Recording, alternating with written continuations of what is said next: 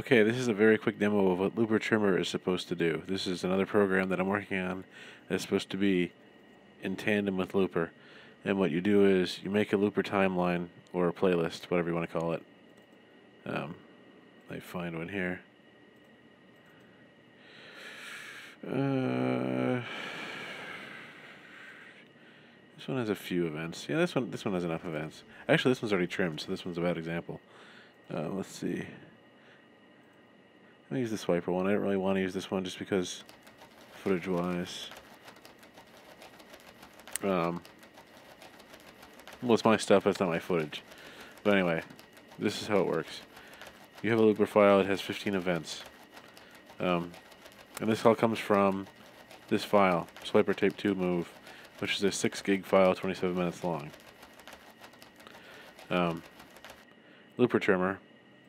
It asks which file you want, so this is swiper, and it asks where you want to put it. So let me make a folder here, swiper demo, and then it shows you all the things, all the events. Okay, those are all the different events.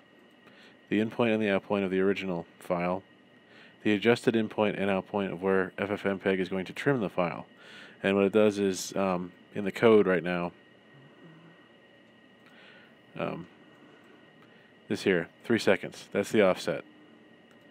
So 3-second offset, it takes 3 seconds before the in point right now, it's 26, and 3 seconds after the out point, 34. And it does that so that it trims before and after. It's got a little bit of slack on either side. So those two are the adjusted in and out points. And these are the new in and out points for the new file. So once it's done trimming all of these things, it generates a new looper file that points to the new files instead of the old ones. It has the adjusted times and all that to make the loops still work. Here's the original source file, and here's the new destination file. So once you close this, ffmpeg gets busy doing all the different trims. And because this is a longer file now, it takes a little bit longer. Not a longer, but a little tiny bit of time to process each chunk. Okay, so that's all that. So then you come up with this. These are all the separate events in their own little file. 435 megs as opposed to 6 gigs.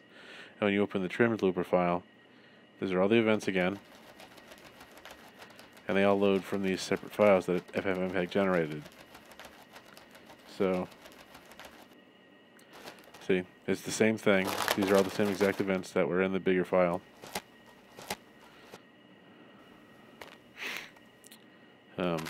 They play exactly the same way as they would in the other file. The only difference is, because it's all jumping to different files here, every single time it jumps from one loop to another, there's a little bit of black in between, just because it's queuing up a different file. That's an MPC-HC thing. Every time it goes to a different file, it goes to black. But yeah, that's what it does. It takes a bigger file, takes the event in and out, and then runs through each single item. Oop, wrong one.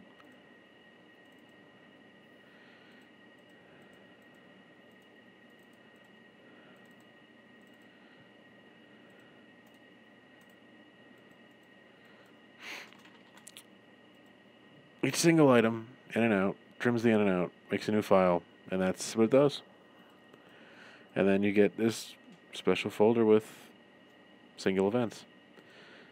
Now let me try it with one of the squirrel ones like the ones I did earlier. Actually, not the squirrel one I did earlier, but one of the other ones. Let's see. This one has one file, I believe. The gull one would probably be a better example. Gulls. And let's put it here. Gull demo. It's got 4 events: in point, out point, new in point, new out point, and these are the adjusted times for the new file. It's a little slower once again because this is like a 45-minute long MP4 file, so it's got to seek to the point where the in point starts and then cut it, which is why it's slower here. Okay, those are the 4 event changes. 4 new events. Once again, the original file was birds, gulls. The original file was, okay, that one there, 2 gigs. The new one is 56 megs. And as you can see here, that's the original one. Let me load the trimmed version. It's the same stuff. Same birds, same things. It's just they're all cut into individual small loops. Loop number 2. They're all... So it's a really quick loop.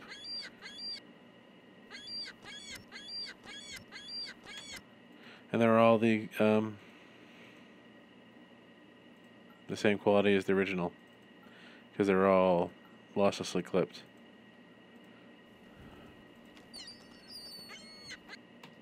And that is the trimmer program, which is not ready yet, but it will be soon, and that's just an example of it.